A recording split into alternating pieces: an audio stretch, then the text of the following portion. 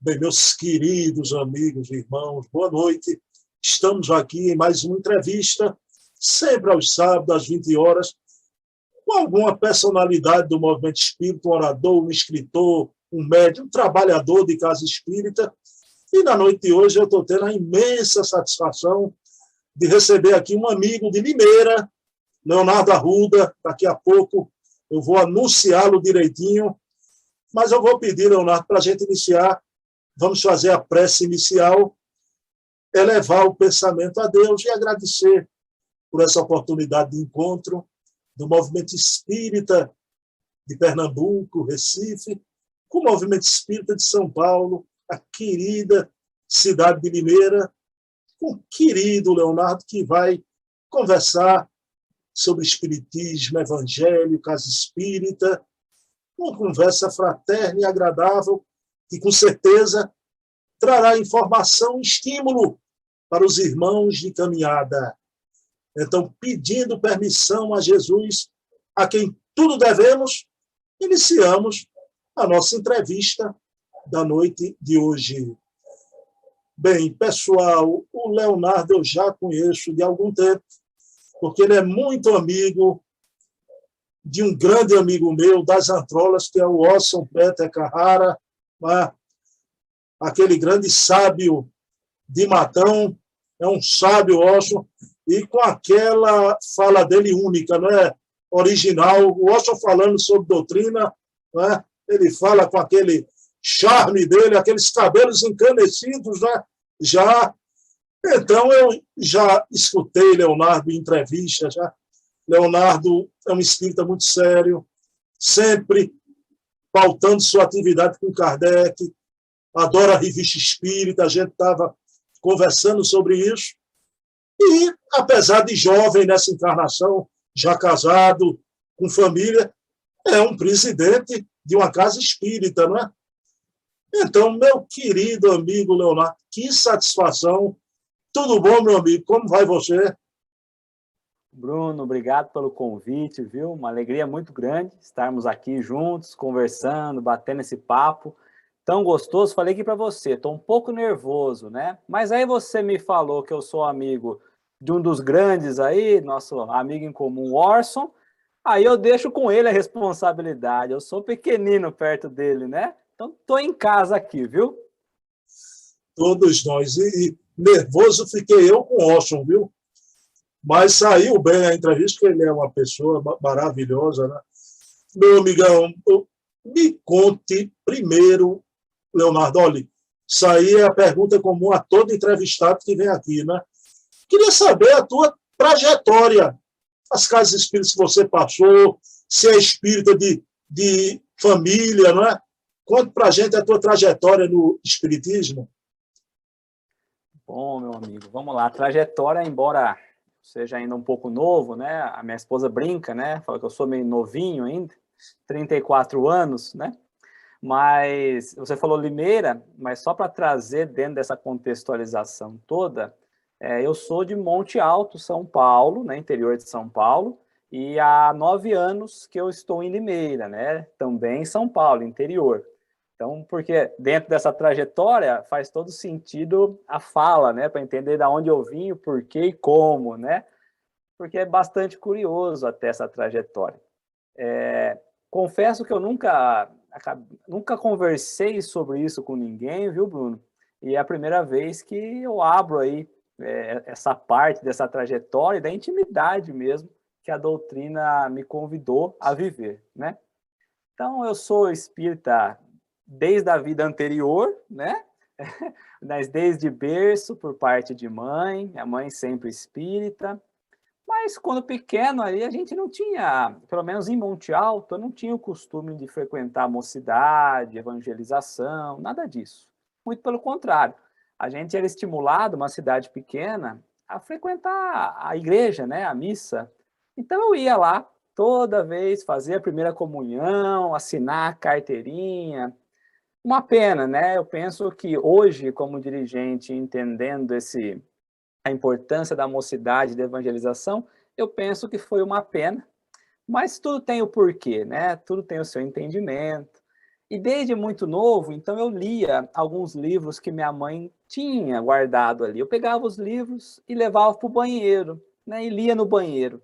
E o Livro dos Espíritos foi um livro que eu li muito enquanto pequeno, mas ainda sem me aprofundar, muito mais de curiosidade, às vezes até sem entender o que estava falando ali, quem era aquele Kardec, nem me preocupava com isso, né? Jovem, criança ainda, o autor pouco importa, a capa pouco importa, a edição, a gente não está preocupado muito com isso. E aí depois a escola, a faculdade, foi me tirando então da doutrina propriamente dita. Então fui tomar conta dos estudos, me mudei de Monte Alto para São José do Rio Preto, aí o trabalho, e eu ia nas palestras, né? Mas só palestra e eu achava que estava bom demais, né? Mal sabia eu que me esperava. E com 22 anos, então, 22, 23, eu caso e volto a morar em Monte Alto. E foi em Monte Alto que tudo se deu início, né? Então, eu casei, 22 para 23, chegava no apartamento, nós morávamos num apartamento, e eu escutava muitas vozes, sabe? E estou contando isso para trazer a trajetória, porque é interessante olhar por isso, né? E às vezes eu ficava quieto e falava para minha esposa, olha, eu quero ficar um pouco quieto, tá muito barulho aqui. Mal sabia eu que era mediunidade, né? Eu não, qualquer um menos eu, né? Então, fui descobrir muito depois, quando meu pai, então, teve um princípio de depressão e minha esposa indicou para ele um centro que é em Catanduva, próximo ali de Monte Alto, que é o Irmão Germano, Amigo Germano. E meu pai foi algumas vezes passar por atendimento fraterno, passar por passe. Meu pai que não era espírita, né? E continua não sendo até hoje. E uma dessas ocasiões, eu acho que depois da quarta semana que ele estava passando por atendimento, por passe, eu ainda com 23 anos, falei, olha, eu vou junto. Né? Eu consegui adiantar o trabalho, né? Falei, eu vou junto. Eu quero ver como que é lá, faz tempo que eu não vou, né? Em uma casa espírita. E aí eu fui com meu pai. Chegando nessa casa, tinha as fichinhas, né, com os números para fazer o atendimento fraterno. E tinha algumas cabines que faziam atendimento fraterno à própria pessoa e tinha algumas outras que tinha ali a comunicação com um mentor ou algo do tipo, né? Aqueles que estavam fazendo tratamento. E eu peguei a fichinha sem saber o que era e disse, bom, aqui eu vou passar pela fichinha, eu quero saber o que acontece, porque eu não tinha esse conhecimento, e Monte Alto não tinha esse tipo de atendimento, quando eu era menor também. E lá eu fui atendido por um trabalhador da casa, e a primeira pergunta que ele me fez é, o que te traz aqui, né? O que está te afligindo? Quais são suas dores, suas dúvidas? Como eu posso te ajudar? E eu disse para ele que não sabia, que na verdade não tinha nada que ele pudesse me ajudar, porque não havia na minha cabeça, né? Não havia dúvida. Eu só tive curiosidade de pegar o papel e seguir. Isso nós estamos falando em 2010, né? Dali ele me disse, olha, por orientação espiritual, estão dizendo que você deveria iniciar o estudo na doutrina. E eu disse de outras vidas, porque ele falou, você já teve vivência na doutrina em outra existência e precisa retomar, né, as atividades nessa existência. Eu saí dali meio sem entender a importância daquilo tudo, mas fui procurar um estudo lá em Catanduva, né, lá na Casa Amigo Germano, que tenho amigos até hoje que adoro, né, a Casa Berço, né, a gente acaba pegando um certo amor pela primeira casa, o primeiro trabalho espírita e tudo mais. Chegando lá, então eu fui no estudo, e quando eu cheguei no estudo, eu fui muito bem recebido, mas na minha interpretação muito mal, porque a dirigente do trabalho falou, olha, o teu lugar não é aqui, né? Pode assistir a aula, mas você tem que dirigir a outra sala, porque você não é nessa sala que você vai se encontrar. Eu tinha acabado de chegar, tá bom, assisti a aula e fui na aula que ela havia me indicado. Assisti toda a outra aula, e o amigo que dava o curso lá se chama Arthur, No final da aula, ele falou, olha, Leonardo, você é bem-vindo, mas o seu lugar não é aqui. E eu prometi que eu sairia dali e não voltaria mais a estudar. Porque não é possível, né? Como um centro em duas aulas diferentes diz que ali não é o meu lugar. Voltei na outra semana e peguei a fichinha novamente, e aí eu fui querer conversar com o mentor. E falei, olha, você me mandou em 2 lugares e eles falaram que lá não é meu lugar, e me indicaram um terceiro lugar. E aí ele estava envolvido, né? E aí a entidade, o amigo veio e falou, de fato, tá certo, o local que você foi direcionado é o lugar que você deve seguir. Você tem estudado algumas coisas? Porque aí eu já tinha comprado os livros da codificação, né? E estava estudando, lendo, né? Porque estudando ainda não. Mas tinha deixado no carro. E ele disse assim a mim, você tem folhado livros importantes que você tem que se aprofundar? Você já ouviu falar em Herculano Pires? E eu disse, não, esse eu nunca li, né? E ele deu meio que uma risada e disse, olha, lhe convido para que você visite esse grupo e veja se você se sente bem, porque é ali que você vai se encontrar. Saí dali e falei, não vou. Não vou, porque eu já tentei 2 vezes, montei no carro, coloquei a chave no contato.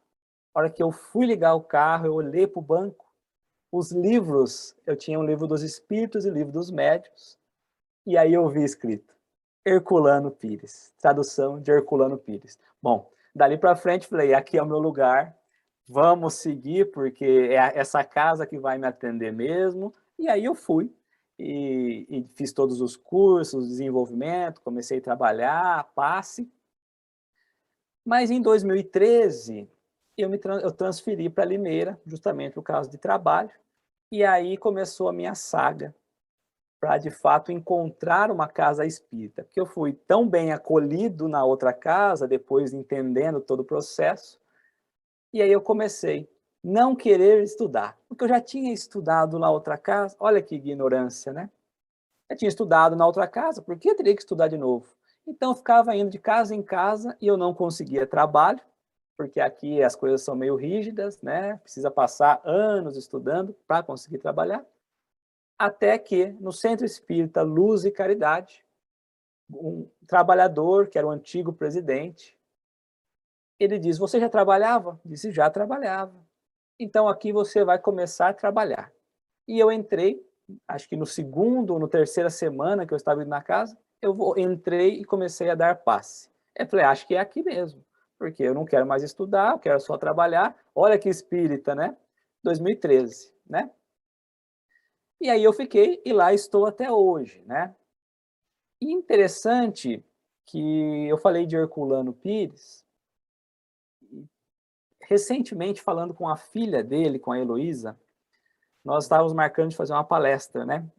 E eu estava com dúvida em algumas coisas, não sobre a palestra, mas nós íamos falar, inclusive, sobre um livro dele, né? Corpo e Espírito, né? E não é que o próprio livro dos Espíritos me cai da prateleira, aquele livro antigo que eu nem uso mais, que eu uso um outro da tradução, e cai em cima do meu computador. Então, a dúvida ficou sanada, mas só curiosidade à parte. Mas aí chego, então, em Limeira, Centro Espírita Luz e Caridade, e começo a trabalhar em 2014. Em 2015, um dos trabalhadores que cuidava de um braço social na casa que cuida de crianças em situação de risco desencarnou. E eu me coloquei à disposição. Eu não, né? Porque eu nem sabia o que eu faria lá, nem sabia o trabalho, e eu falei, olha, se precisar de ajuda, eu estou à disposição. E aí me aceitaram, foi quando eu entrei à diretoria, em 2015, para ficar responsável pela questão financeira desse braço social, que é um antigo orfanato, né, que hoje não leva mais esse nome. Fiquei 3 anos, entrei como representante da USE também nessa mesma ocasião, e depois, em 2018, eu fui, então, eu entrei como dirigente do Centro Espírita, da casa que eu tinha sido recebido, e lá estou até hoje. Em 2018, eu também entro como na parte da diretoria da USE, né, diretoria executiva da USE, antes eu era só representante, em 2018 eu entro como parte da diretoria, e em 2019 eu inicio o meu processo de exposição da doutrina, que sempre fui muito contra. Embora em todas as reuniões mediúnicas me dissessem, você precisa iniciar, eu dizia, isso não é para mim. E eu confesso que até hoje eu acho que não é para mim, mas eu encarei com muito amor aí o trabalho e tenho feito bastante palestra, bastante live, levando aí a doutrina espírita como bandeira mesmo, né? Com seriedade, entendendo que temos que catar o serviço que nos é dado, né? Leonardo, eu estou aqui, rapaz, impressionado com as coincidências, né? Você falou em Heloísa e a tua referência aí na tua caminhada. O Herculano, eu tenho um programa semanal que eu faço com a Heloísa, né? O Metro que Melhor Mediu Kardec. E deixa eu dizer uma coisa a você, né? Primeiro livro que eu li como espírita, quando adentrei a casa espírita, não foi Kardec. Acredite. Entrei na livraria, ainda não conhecia nada de doutrina, peguei o livro O Verbo e a Carne, de Herculano, mas isso aí eu tinha 17 anos de idade, né? E, através de Herculano, aí eu fui ler Kardec. Aquilo ali foi a vacina contra o rustenguismo, eu acho, O Verbo e a Carne, né? E eu estou impressionado que Leonardo é pai de 2 filhinhas, eu também. Herculano Pires na nossa vida. E aí minha pergunta para você agora, né? Leonardo é presidente de uma casa espírita, o Centro Espírita Luz e Caridade, que é também um lar geriátrico, como a minha Casa dos Humildes aqui no Recife, que eu não sou presidente, sou diretor doutrinário, né? Eu queria que você falasse para a gente como é o movimento espírita de Limeira. Eu entrevistei o Emanuel Cristiano, de Campinas, né? André Laporte também, e é importante a gente saber quantas casas tem, mais ou menos, se você tem esse número, né? E como é o perfil do movimento espírita de Limeira e sobre a tua casa espírita também, Leonardo. E só para deixar claro, nós temos um cachorro ainda, né? Em comum. Ô, Bruno, e olha só, né? Falamos de referência de Herculano, e eu não consegui fazer a live com a Heloísa, porque na sequência eu tive um problema no olho, e eu tive que me ausentar um período e nós não voltamos a conversar. Então parece que Herculano vem para me dar algumas diretrizes, né? Algumas afirmações de, olha, segue aí, né? Mas pensando no movimento, né, é interessante porque eu venho de fora, eu não sou de Limeira. Então, eu consigo enxergar fora de Limeira, vindo para Limeira. Às vezes a gente está dentro de Limeira, né, dentro de casa, a gente não consegue enxergar esse movimento, né? Mas confesso que o movimento daqui tem sido uma grande escola, e foi uma grande escola para mim, tanto em coisas boas quanto em coisas não tão boas, né? Aqui a casa em que eu hoje estou como gerenciando, né, como dirigente espírita, ela tem 115 anos e tem influência de Batuíra. Toda essa região aqui, ele fez as inaugurações da casa, incentivou as aberturas, né? Ele caminhava muito aqui, andava muito por esses trechos aqui. Nem tanto que em Piracicaba, que é aqui do lado, também tem uma casa de 115 anos, ou seja, cidades vizinhas, 2 casas com 1 mês de diferença, né? Mas eu, quando chego em Limeira, eu encontro um movimento bem fechado, né? Eu falo isso abertamente porque é um relato que eu tenho até dentro da própria USE, isso. Hoje eu saí da diretoria pelo acúmulo de trabalho, então em 2021 eu não renovei com a USE na diretoria, mas estou como colaborador, né? Por causa do acúmulo de trabalho, muita coisa. Mas em Limeira é um movimento muito fechado, diferente do que eu estava acostumado, né? Onde as casas meio que estavam juntas, unidas, trabalhando. Aqui não. Aqui a cidade já era um pouco dividida. Então era aquele que morava de um lado da linha do trem e outros que moravam do outro lado da linha do trem. Tinha uma divisão, perguntava, onde você mora?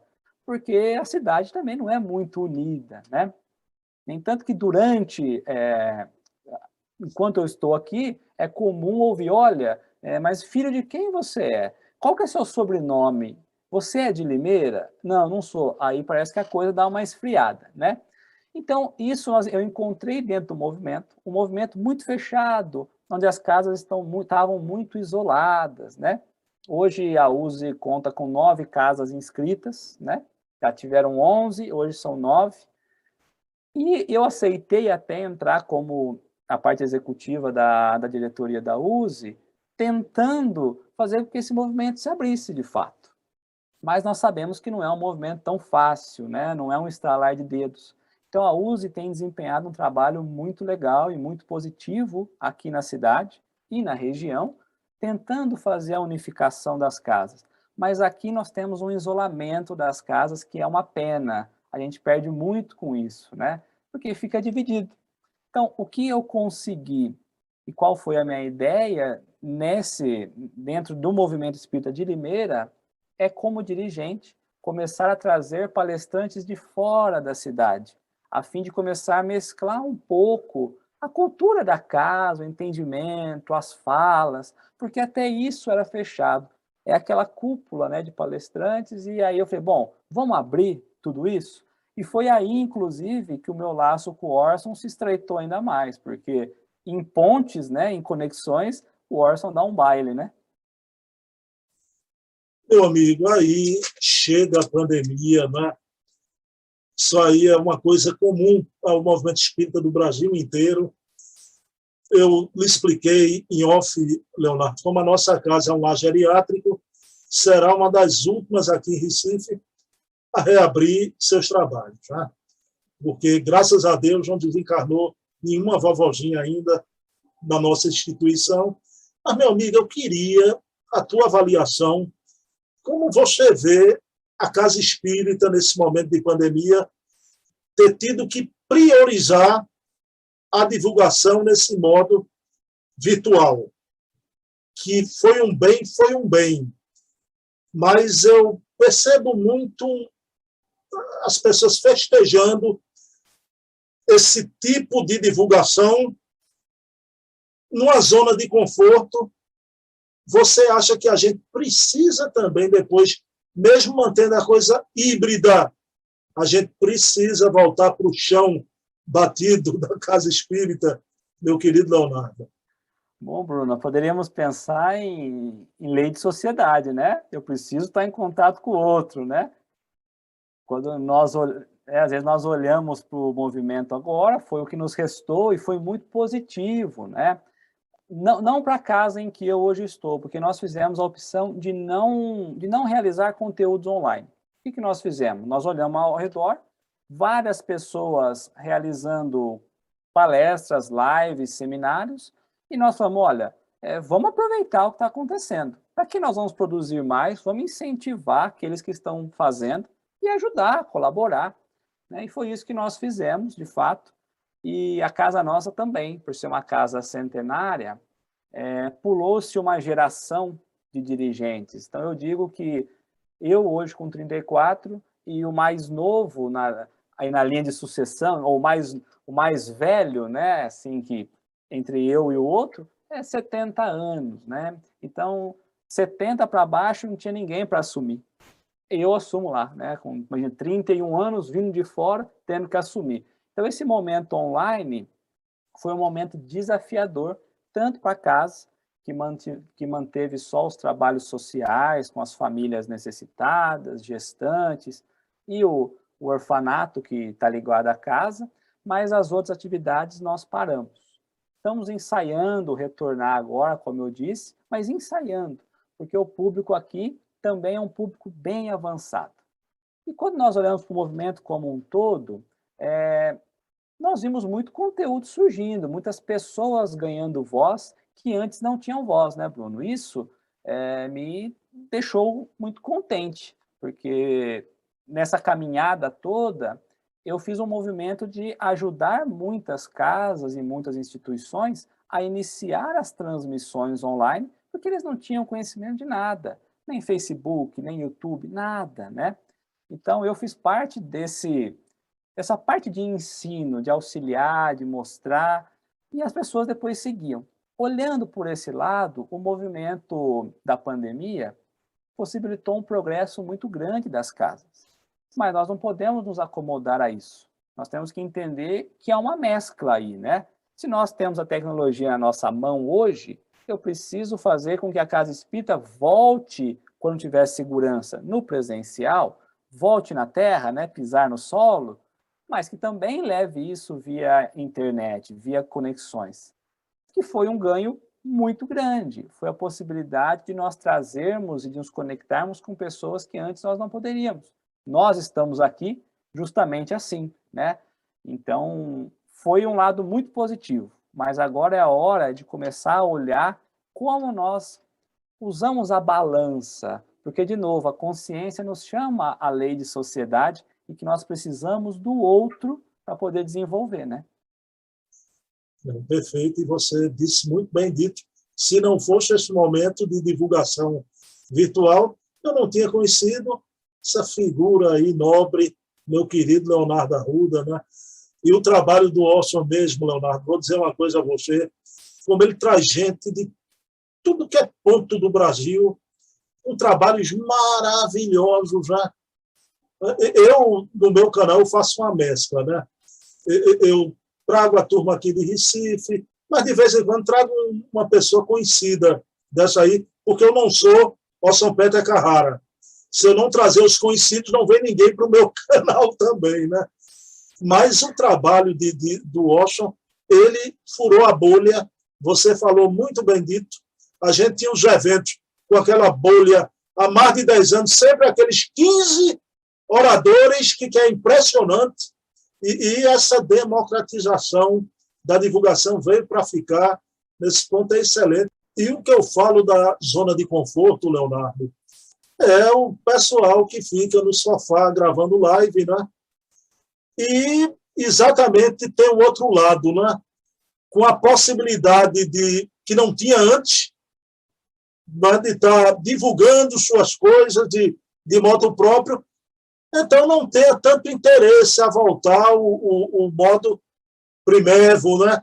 Mas a gente não pode esquecer que a casa espírita ela não é virtual, ela é presencial, e como você falou, a gente precisa viver o amor ao próximo, né? Mais na frente, com a vacinação, com tudo, do toque, do abraço, da conversa tete a tete, né? Isso é essencial, né? Tem que ser assim, né? Se nós pensarmos na caminhada do Cristo, o Cristo estava ali, né?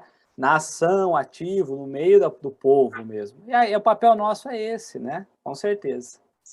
Bom, pessoal, mas eu estou aqui com um nepiano, meu amigo Leonardo Arruda é um nepiano, e eu quero mandar um beijo para uma grande amiga, uma amiga pessoal minha, Cristiane Mascarenhas, né?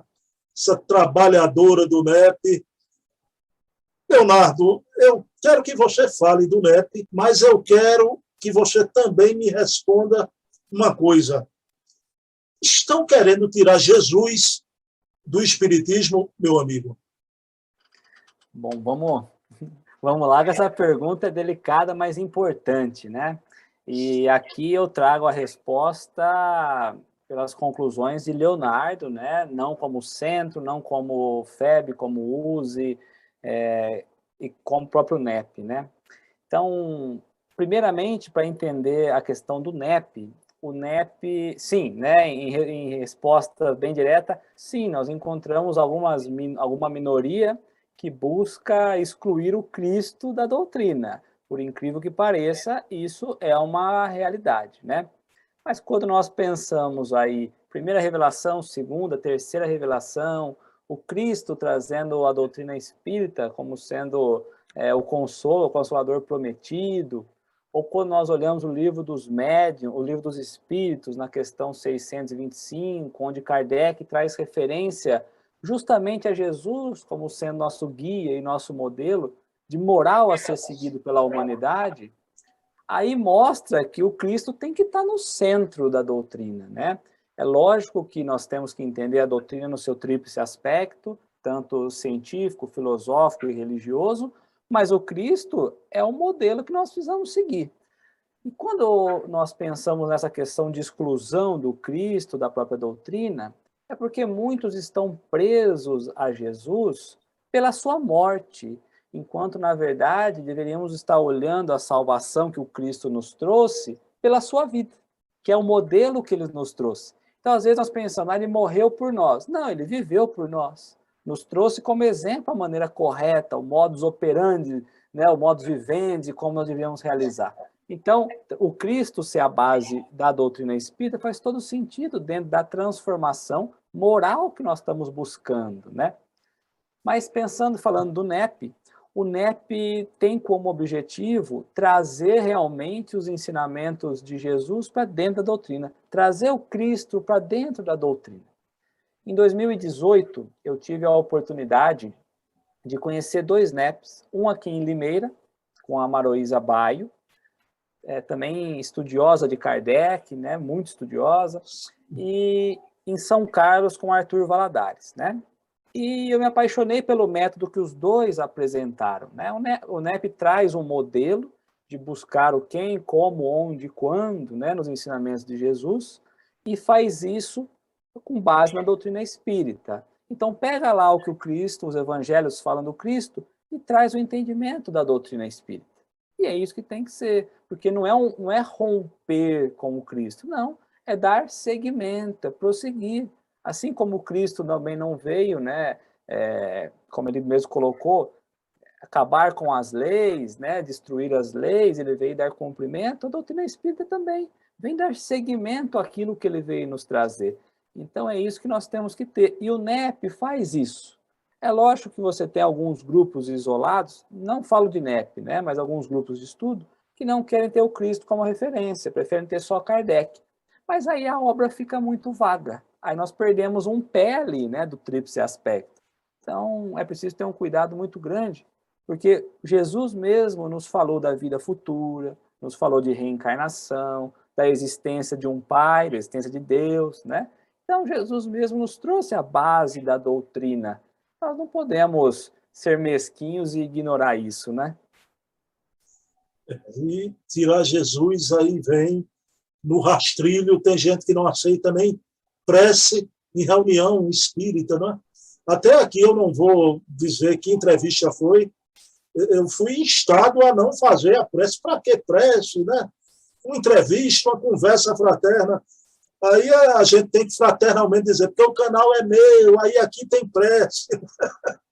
Leonardo, meu amigo, mas veja bem, eu entrevistei aqui, entrevista muito boa, porque eu acompanho o trabalho da Agenda Espírita Brasil há muito tempo. É um trabalho de um esforço contínuo do querido Márcio de Souza Pereira, um irmão que eu tenho admiração imensa por ele. E Márcio não podia faltar aqui nesse momento que a gente está fazendo essas entrevistas. E quando eu convidei Márcio, Leonardo, o Márcio veio com uma conversa para mim assim, né? Bruno, eu vou, mas eu não vou sozinho, não. Foi um amigo meu. Eu digo, quem? Que amigo, rapaz? O Leonardo Arruda. Aí ele não sabia. O Leonardo Arruda eu já conhecia. Rapaz, o Leonardo eu conheço, já assisti Leonardo algumas vezes lá com o Orson. Vamos fazer o seguinte, eu entrevisto você e no segundo momento eu entrevisto o Leonardo, né? Claro que da mesma forma que eu fiz com o Márcio, a gente não ficou só na Agenda Espírita Brasil, embora foi o carro-chefe, e você tem todo esse aspecto de dirigente de casa espírita, né? O Movimento Espírita de Limeira, o NEP, mas chegou o momento, queria que você falasse um pouquinho, Leonardo, desse trabalho do EAD, do ensino à distância, que você realiza lá com o Márcio na Agenda Espírita Brasil. O Márcio é o culpado disso, né? Depois eu acerto com ele, então, viu? Bom, o Agenda Espírita Brasil é uma grande família, né? Quando eu fui convidado pelo Márcio, lá em 2018, a começar a colaborar com a Agenda, eu não imaginava que tinha tantas pessoas de tantos locais do Brasil. Me surpreendeu e eu fiquei muito feliz por isso, né? Porque geralmente a gente vê uma página aqui, uma página ali e uma ou duas pessoas por trás. Não, lá se eu não me engano, nós estamos em 14 pessoas ativas e outras que ajudam esporadicamente, então é um movimento bem interessante, né?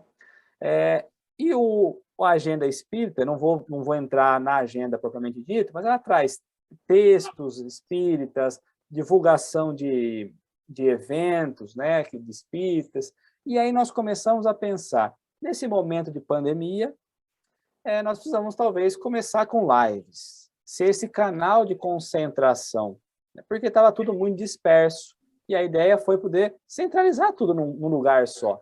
Então, aí nós começamos com seminários, começamos com cursos e lives. Aí nós olhamos para tudo isso e pensamos, não só nós, mas todo o movimento espírita está produzindo muito, tem muito conteúdo, tem um acervo gigantesco. Mas como eu faço para ter acesso a isso? E que conteúdo que eu posso acreditar? Que conteúdo tem as bases de fato em Kardec? Começou a ter uma certa preocupação da nossa parte como espírita, do que estava sendo divulgado por aí. E aí nós falamos, por que não abrir um EAD, né? Um ensino à distância, como o Márcio diz, totalmente grátis e sempre será. Então, nós estamos trabalhando no EAD, lá nós já temos alguns cursos, alguns seminários, mas ainda nós estamos num processo embrionário. O que nós estamos fazendo? Não é nada de novo que não esteja na internet, né? Tem conteúdo, sim, que só está lá dentro, mas é justamente centralizar alguns conteúdos que nós entendemos, né, que o corpo doutrinário entende que deve estar ali dentro, e concentrar num local de estudo, sistematizado, onde a pessoa tem começo, meio e fim, onde todas as aulas estão juntos. É um portal de estudo, como eu disse, ainda no começo, mas hoje se tornou o carro-chefe aí da Agenda Espírita Brasil, né? E quando eu entrevistei o Márcio, na semana seguinte, eu entrevistei o Vanderlei, dos autores espíritas clássicos, e uma coisa que dói no coração, viu, Leonardo? Eu não vejo esses nichos de divulgação, a Agenda Espírita Brasil ser citada. Quer dizer, há uma espécie de cancelamento, né, com trabalhos extraordinários que você vê que vem de muito tempo e é uma cortina de silêncio, pelo amor de Deus. Né? Então, eu vou sempre chamar Márcio de volta aqui, né? O trabalho dele já é um trabalho de década e vai continuar sempre. Mas, meu querido Leonardo, eu quero tratar com você agora da mesma forma quando a gente falou do NEP, essa tentativa de tirar Jesus. Meu amigo, o Orson Peter foi a primeira pessoa que me passou, primeira vez que eu recebi de um grupo, eu não vou falar nome de grupo, nem de onde é, um grupo mediúnico reescrevendo uma obra de Kardec. Tá? Foi o Orson que me passou, claro, me chamando a atenção para o absurdo que era aquilo, né? O Livro dos Espíritos 2, é isso?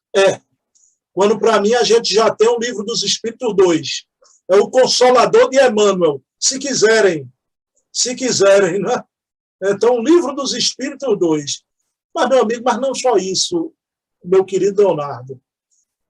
Essa tentativa de reescrever os revisores de Kardec, hoje a gente tem no movimento espírita também, mas eu percebo, pasmo, né, uma tentativa de diminuírem o valor colossal da obra de um Emmanuel e de um André Luiz. O que você tem a dizer sobre isso, Leonardo? Eu também recebi, nós que estamos aí mais ativos, a gente recebe esses materiais primeiro do que os outros, né? Eu não sei se é bom ou se é ruim, porque a gente fica inconformado, né? A palavra é bem essa. Da mesma maneira que tentam tirar Jesus da doutrina, também tentam tirar o próprio Kardec da doutrina, né? Como se Kardec já tivesse ultrapassado. Inclusive, Kardec fez aniversário dia 3 que passou, né? Quando eu penso nessa reescrever Kardec, eu fico pensando o seguinte, quando das escrituras de Jesus, dos evangelhos, nós estamos falando de quase 2000 anos, até que uma nova doutrina fosse apresentada para nós, né? Um novo consolador. E aí nós temos aí a doutrina espírita com um pouco mais de 1857, com um pouco mais, quase 200 anos, vamos pensar assim, já estão querendo reescrever, né? Já estão querendo colocar um entendimento diferente. Eu olho para a grandiosidade que Kardec nos deixou, desde as 5 obras básicas, né? As revistas espíritas, então são 5 obras básicas, mais a grande viagem, o que é o espiritismo, e mais 12 anos de revista espírita, e das 144 revistas espíritas, que nada mais é do que um estudo psicológico, como Kardec coloca, né? É um jornal de estudo psicológico. E eu olho para toda essa obra e eu pergunto, mas será que já esgotou o conhecimento que nós poderíamos buscar nessa obra como um todo, para pensar em reescrever, ou para tentar diminuir Kardec? Porque não é possível que nós já estejamos num ponto de, em menos de 200 anos, ter saturado do conhecimento que Kardec nos trouxe, porque isso é impossível, né? Kardec e tantos outros benfeitores que são esquecidos, como o próprio Denis, né? Que é muito esquecido no movimento. Mas aí nós caímos em Emmanuel, né? E também há uma diminuição de próprio Emmanuel, também há uma própria diminuição de André Luiz. Mas entrando propriamente dito em Emmanuel, nesse primeiro momento, nós primeiro precisamos buscar o tríplice aspecto da doutrina, que eu já falei, que todo mundo conhece: ciência, filosofia e religião. Quando Kardec estipula essas 3 bases, ele abre um novo horizonte, ele tira o limite do conhecimento. E nós encontramos espíritas querendo limitar o que o Kardec escreveu. E aí começa a ter esse movimento de diminuição, tanto de Kardec quanto do próprio Emmanuel, quando nós vamos olhar. E aí nós pensamos, não, mas eu não sou a favor de Emmanuel. Tá bom, vamos pensar o seguinte, tanto Emmanuel quanto André Luiz, que você nos colocou, né? Esses espíritos, esses benfeitores, esses espíritos, vamos tratar como espíritos, porque muitos não entendem como benfeitores, já provocaram um desejo nas pessoas de mudança, de transformação? Já. Se eles provocaram esse desejo de transformação, quer dizer que eles já fizeram o papel deles. Porque o que ele tinha que fazer era provocar essa mudança. O mudar cabe a nós. Cabe a nós, né? E o próprio Livro dos Espíritos vai dizer que nós, como espíritos, precisamos contribuir para o progresso um do outro. Então, quer dizer que eles estão cumprindo o seu papel. E aí nós pensamos, mas por que trazer Emmanuel para a obra, para a codificação? E para que trazer o próprio André Luiz? Eu sou contra. E longe de dizer certo ou errado, apenas algumas ponderações, né? Emmanuel tem mensagens no Evangelho segundo o Espiritismo. Lá em 1861, né? Paris, onde vai tratar, acho que do egoísmo, se eu não me engano. Não lembro agora, acho que é do egoísmo. Quer dizer que se Emmanuel está na obra O Evangelho segundo o Espiritismo, ele já acompanhava Kardec. E se Kardec autorizou a mensagem dele entrar na obra, quer dizer que ele concordava também que Emmanuel fizesse parte desse todo. Porque seria uma presunção muito grande imaginar que Kardec seria o dono do saber todo, né? Então, fica muito complicado quando nós olhamos para isso. Mas olhando propriamente dito para a obra de Emmanuel, e eu particularmente sou apaixonado por Emmanuel porque ele nos traz aquele entendimento que a doutrina espírita traz para nós, mas que nós não temos a capacidade. Emmanuel vai lá e fala, olha, pensa assim. Se você pensar assim, você vai entender o que está acontecendo, né? Então, ele trata os ensinamentos de Jesus, dos ensinamentos bíblicos, e ele traz para dentro do Espiritismo. Olha, era isso que ele está falando. Sabe o que Kardec colocou na obra? É assim, ó, dá uma olhadinha aí, vê se não faz sentido. Então, ele traz um novo despertar. Mas muitas pessoas olham aquilo e falam, não, isso não é possível que aconteceu, que a visão é essa. E começa aquela história de Chico, das fraudes e tudo mais, né? Olhando especificamente para Emmanuel. E aí começa que o tempo começa a nos trazer o que é verdade e o que não é. A verdade aparece, não é verdade? Não adianta a gente querer esconder.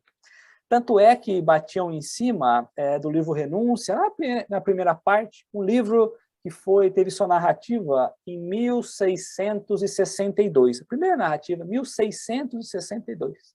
E na primeira parte falava de uma escada lá no templo, né, que levava de fora para dentro do templo. E essa escada nunca foi encontrada lá em Notre Dame de Paris, né? Nunca foi encontrada. E aí Notre Dame, em abril de 2019, ela pegou fogo. E por pegar fogo, ela foi obrigada a começar seu processo de restauração. E descobriram a bendita da escada, que havia sido encoberta pelo progresso de Paris, porque o solo havia ficado acima, mas descobriram a escada.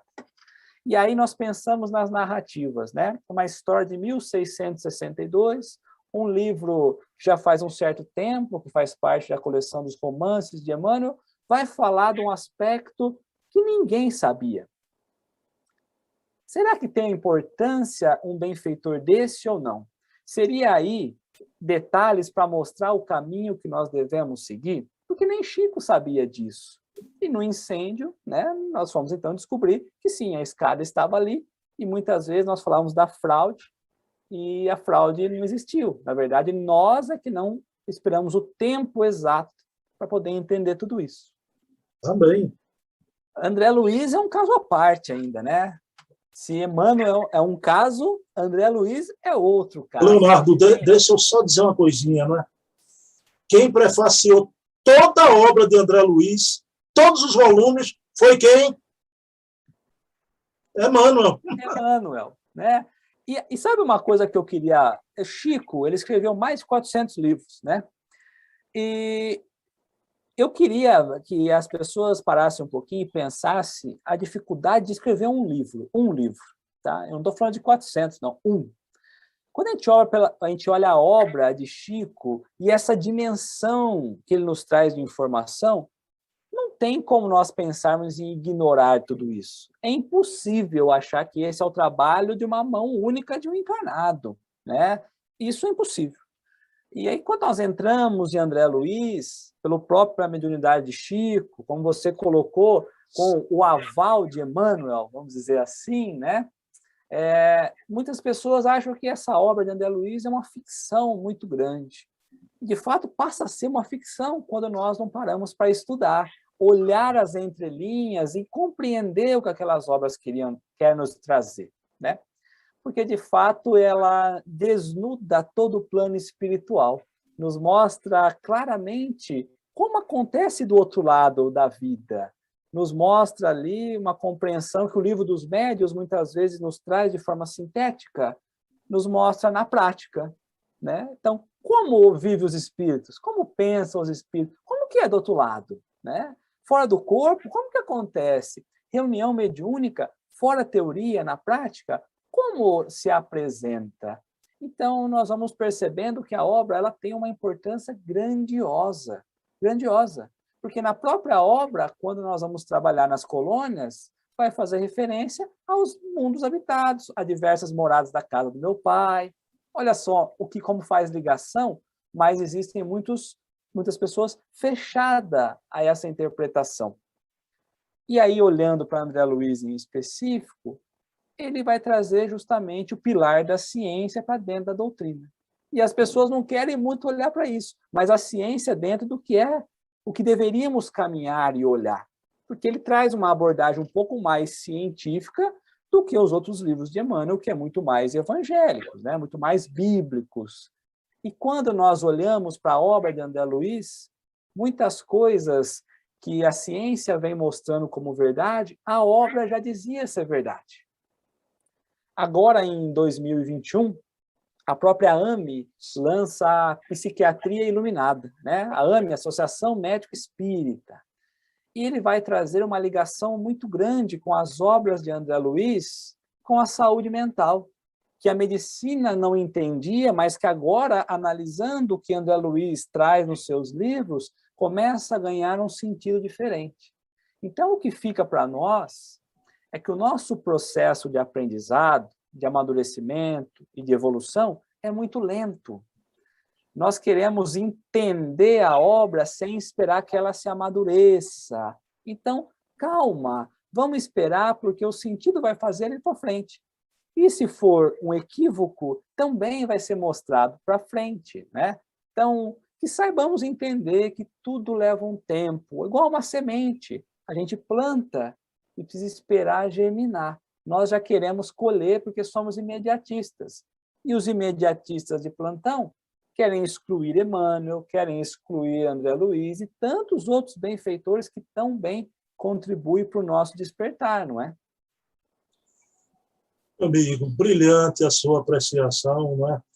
Eu tenho um grande amigo lá de Minas Gerais, articulista espírita, Leonardo Marmo, e para mim foi quem melhor definiu essa situação. Ele diz que são os Kardec estritos, né? Mas a gente tem que ter paciência. E por falar em paciência, você citou Emmanuel, aí a gente pode sair puxando o novelo, Joana de Ângeles, um espírito amigo lá com a paciência, no Evangelho segundo o Espiritismo também. Mas, Leonardo, olha, foi um prazer imenso, viu? Uma satisfação da alma total ter você aqui comigo. A gente vai se encontrar por esse meio novamente, futuros temas, né? Eu, a partir de agora, vou fazer uma coisa mais temática e quero até anunciar aqui com o Leonardo, não é que eu encerre as entrevistas, vão continuar, mas eu vou começar a reentrevistar o pessoal. Semana que vem vai estar aqui o pesquisador João Vendrani Donha, falando sobre uma coisa muito importante, Leonardo, o documento de Marx, Karl Marx, criticando o espiritismo e botando por terra, porque diziam que aquela mensagem em Obras Póstumas com a letra M era de Marx, não era. A gente vai ver isso com Donha no próximo sábado. E nessas entrevistas agora temática, com tempo um pouquinho menor, aí a gente vai ter uma abertura para chamar amigos novamente, e você está aqui registrado, viu? No papel e no meu coração, sua mensagem final para os nossos amigos que nos escutaram nessa uma hora, Leonardo. Agradecer aos amigos que estiveram conosco aí nessa transmissão. Você, em especial, foi uma alegria muito grande e, com certeza, nós vamos ter outras oportunidades. E se eu pudesse deixar um convite, é para que nós não ficássemos presos somente à letra, né? Kardec, como discípulo de Pestalozzi, nos pedia, vai experimentar, depois traga a letra, e não da letra para fora. Então, nós, espíritas, não podemos falar que Kardec era discípulo de Pestalozzi por dizer. Ele era porque ele ia experimentar, buscar, e depois ele trazia para a letra. Saibamos ter esse espírito também de busca, né, de transformação tão necessária para nós. Obrigado mais uma vez, viu? Amigão, eu fiz a prece inicial, o senhor vai fazer a prece final, pode ser? Com muita alegria. Vamos lá, vamos fechar um pouquinho nossos olhos aí. Levar nosso pensamento a Jesus, esse irmão maior, que nos traz as lições maravilhosas de conforto, de consolo, de esclarecimento. Agradecer a essa oportunidade de estarmos aqui reunidos, falando de pontos tão gostosos e tão bem fizeram aos nossos corações, e que os nossos votos de esperança se renovem e que nós possamos, de fato, agarrar a missão que chega a cada um de nós, com amor e com dedicação. Que assim seja. Bem, meu amigo, um abraço virtual, viu, Leonardo?